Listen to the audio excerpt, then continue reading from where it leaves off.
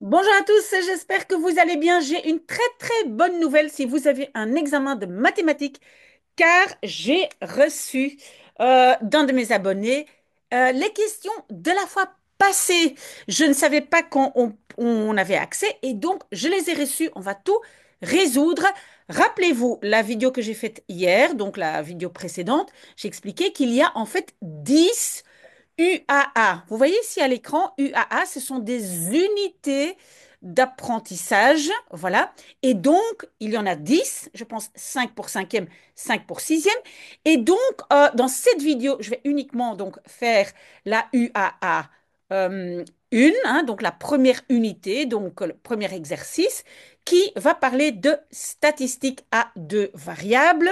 Je vais faire l'exercice qu'ils ont reçu à l'examen, mais j'explique aussi un tout petit peu autour de ça pour que vous compreniez et si vous avez un autre exercice, que quand même vous soyez capable de le faire. D'accord?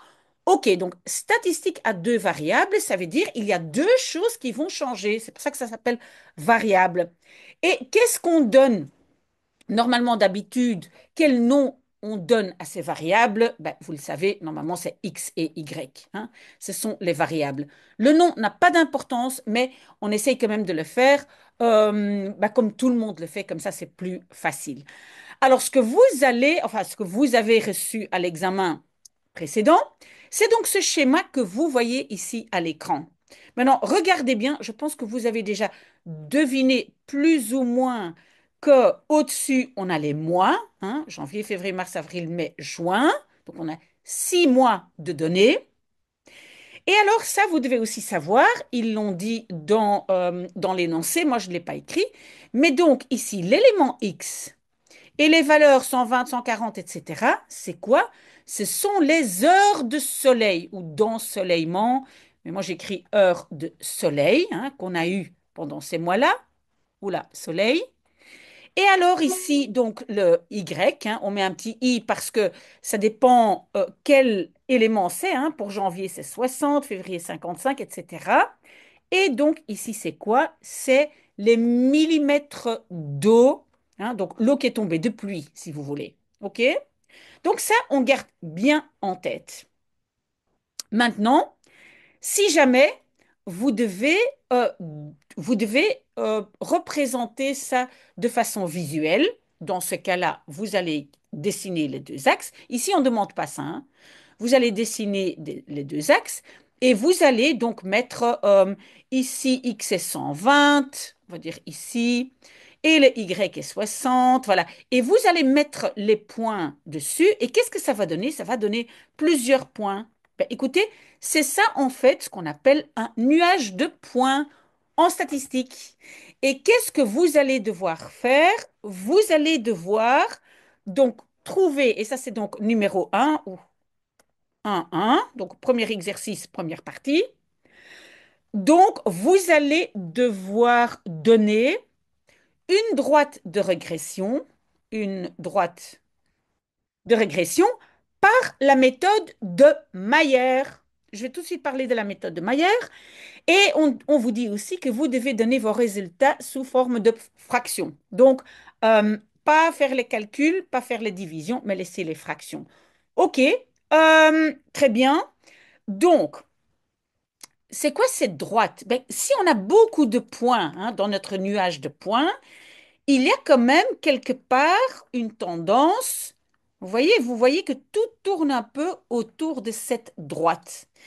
Eh bien, justement, vous allez devoir donc donner cette droite, on appelle ça une droite de régression, qui donne plus ou moins la tendance, hein, qui ne donne pas les valeurs exactes, mais des tendances. OK. Pour ce faire, vous devez connaître par cœur la formule, enfin la formule, comment est-ce qu'on trouve la droite de Mayer.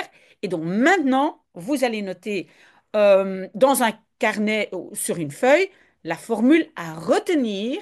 Et c'est quoi la formule donc, de la droite de Mayer? Je vais l'écrire ici. Donc, j'ai l'inconnu y moins y d'un certain point A, que je n'ai pas encore, est égal à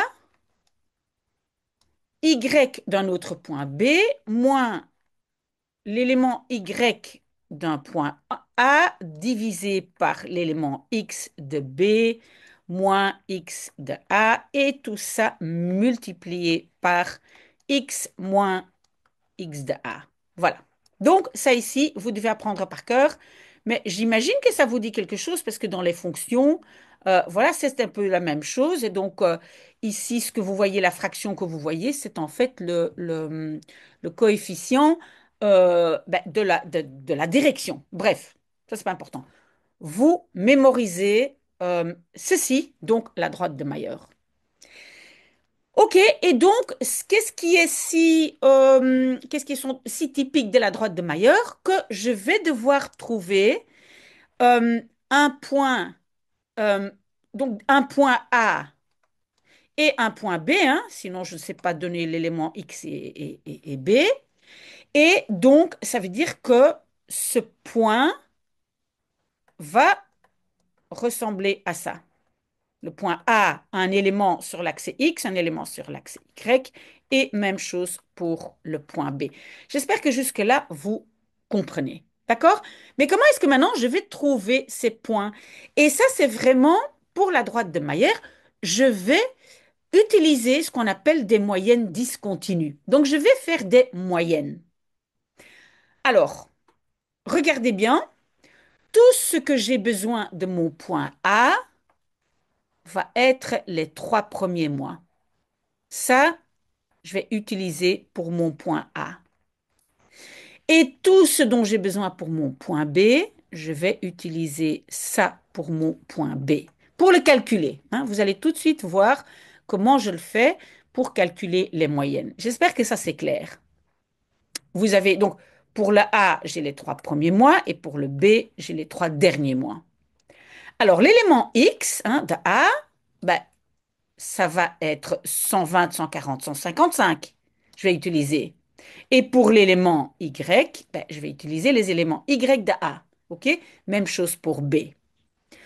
Maintenant, comment est-ce que ça fonctionne? Pour trouver le X exact, ben, je vais devoir faire les moyennes de mes X. Donc, je vais devoir faire la moyenne de ça. D'accord? Et donc, maintenant, je vais calculer ça, mais je vais d'abord scroller un peu. OK, donc, si maintenant je veux calculer mon point A, et donc j'ai dit que le point A, ça va être quoi? Ça va être un élément X et un élément Y. D'accord? Et comment est-ce que je le calcule? Je vais retourner maintenant un peu dans mon tableau. Donc, je vais prendre 120, 140, 155, et je vais écrire ça ici. Je vais les... Donc, pour faire la moyenne, je vais les additionner. Et qu'est-ce que je vais faire? Diviser par 3. Ça semble logique hein, pour faire la moyenne. Hein. J'additionne tout et je divise par 3. Là, j'ai l'élément X. OK? Ça, maintenant, j'ai calculé ça. Maintenant, je dois calculer l'élément Y. Mais donc, je vais prendre ça ici. Hein, 60, 55, 45 divisé par 3. Donc, 60 plus 55 plus 45 divisé par 3. OK? OK, vous allez faire le calcul. Hein. Moi, j'ai déjà fait le calcul. Hein, donc, vous additionnez. Voilà. Mais vous laissez les fractions parce que ça, on a bien dit. Hein. Donc, moi, pour A, qu'est-ce que je trouve?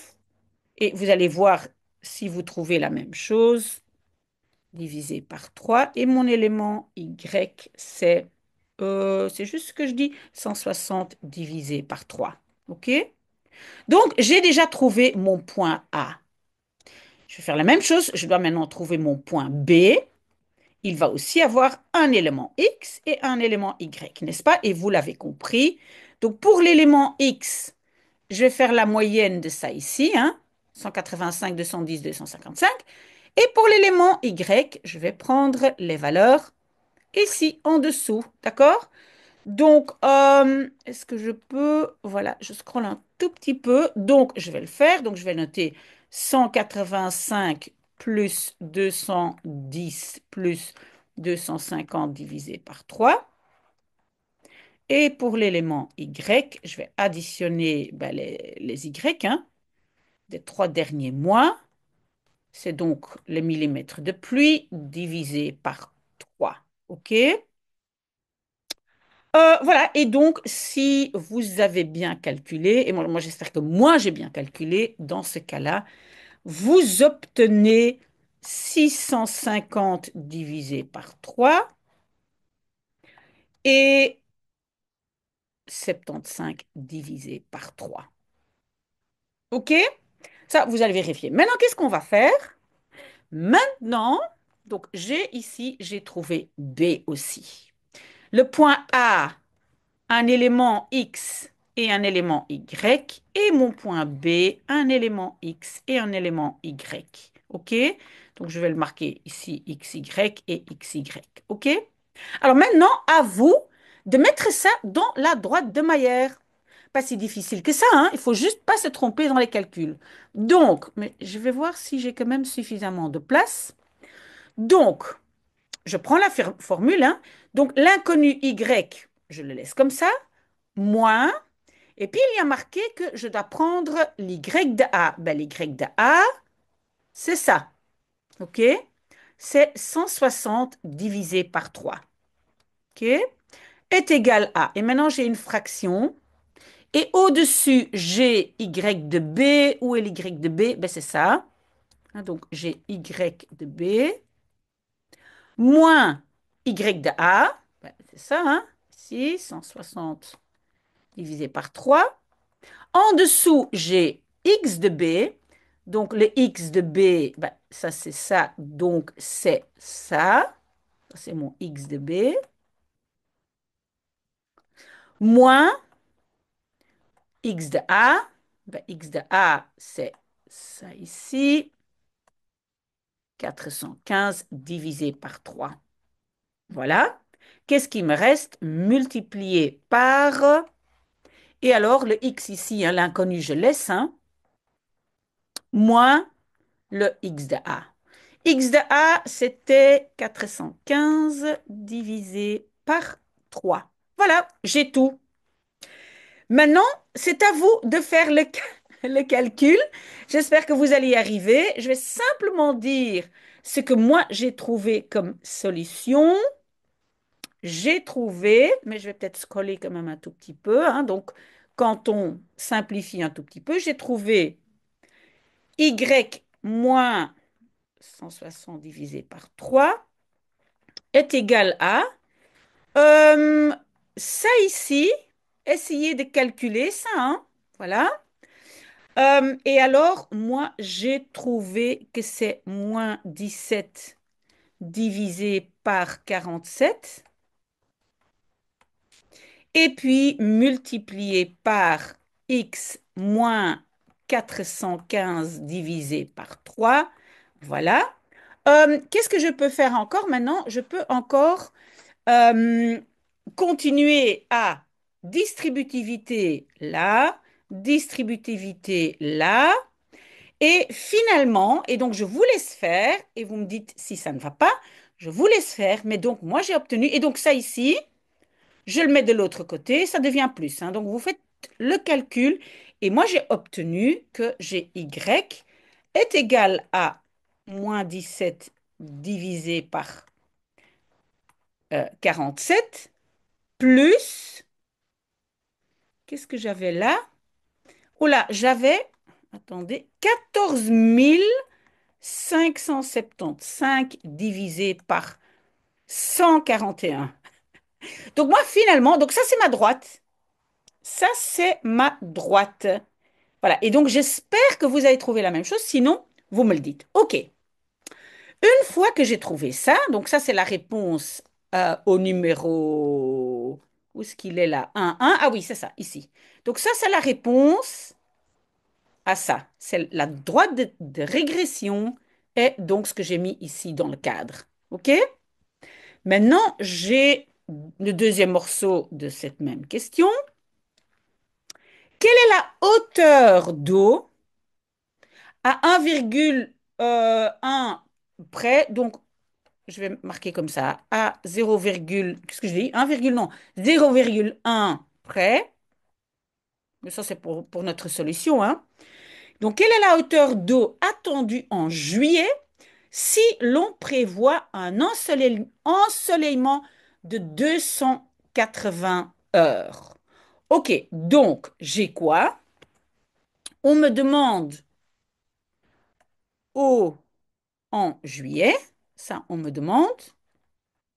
Et qu'est-ce qu'on a? On sait que on a donc 280 heures d'ensoleillement. Donc le soleil euh, est de 280 heures. Alors maintenant, on retourne au début. Voilà. Mon X était le soleil et l'Y était l'eau. Hein? Donc bien garder ça en tête. Donc, le soleil, ça ici, était mon X, n'est-ce pas? Et l'eau, on demande l'eau en juillet, c'est Y. Donc je dois trouver Y, je ne connais pas, mais je connais X. Comment est-ce que je vais faire ça? Ben, c'est très très simple. Je reprends ma droite de Mayer, qui se trouve ici dans ce cadre, et comme j'ai déjà les heures de soleil qui sont X, oh là, j'ai oublié un X, pardon, X ici. Oh, j'ai oublié un X. Oui, pardon, pardon, pardon. OK. Donc, qu'est-ce que je vais faire? Je vais justement remplacer ici mon X par 280. Et puis, en faisant le calcul, je vais trouver Y qui, qui représente l'eau ou la pluie en millimètres. OK? Donc, je vais faire quoi? Je vais réécrire la droite de Mayer. Et donc, le X, je ne vais pas l'écrire, mais je vais le remplacer par 280 plus ceci. OK? Et donc maintenant, comme on dit à 0,1 près, ça veut dire que maintenant, vous pouvez faire le calcul avec votre calculatrice. D'accord? Donc, vous allez d'abord multiplier ça, diviser par 47, plus ça divisé par ça. Donc, vous faites le calcul avec votre calculatrice. Et moi, j'ai trouvé que donc, Y, millimètres d'eau, est 2,1. Donc, on ne va pas plus loin que un chiffre après la virgule. OK? Et donc, vous pouvez écrire comme réponse. Donc, il faut écrire, attention, hein, et je pense qu'il y a des cadres dans lesquels il faut écrire.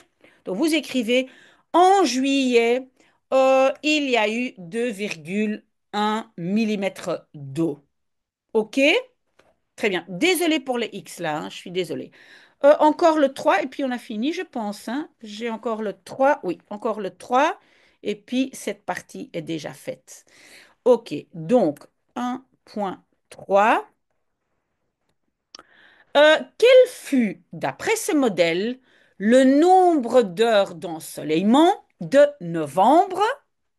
Donc ça, j'écris déjà. On demande soleil. Moi, je n'écris pas nombre d'heures d'ensoleillement. Hein. Soleil en novembre. Hein, je dois trouver. Et donc, de nouveau, à 0,1 près, mais c'est entre-temps, si on a mesuré 70 millimètres d'eau, donc eau est 70 millimètres. OK? Rappelez-vous, hein, on regarde de nouveau, ben, on l'avait écrit ici, hein, donc l'eau est Y, hein, ça c'est ici, et le soleil est X. Donc ça ici, ça va être X que je cherche. Et ça, c'est Y, l'eau. On a l'eau. Maintenant, on a les Y. Donc, on retourne, voilà, à notre droite de Mayer qui est là.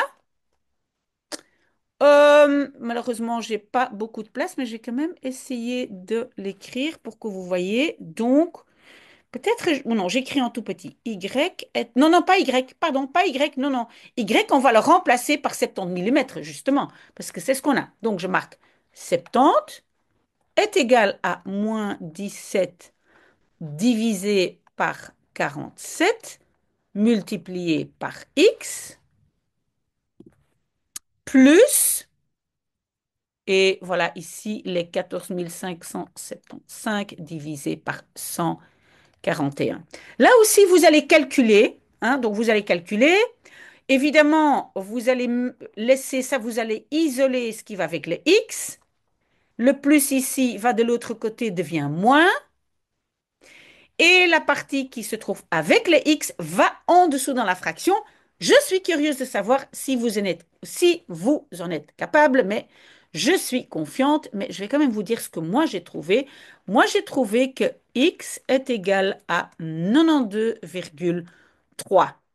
Maintenant, évidemment, pas oublier de bien répondre et donc de dire euh, en novembre, il y a eu 92,3 heures d'ensoleillement, point. Voilà, ça c'est la réponse. Donc n'oubliez pas de l'écrire et de mettre ça dans la case. Voilà, on a fini notre première vidéo. Je vais vraiment essayer de faire une vidéo tous les jours au moins, mais voilà, c'est un peu tard, mais c'est quand même mieux tard que jamais. Voilà, donc bonne chance et posez-moi vos questions.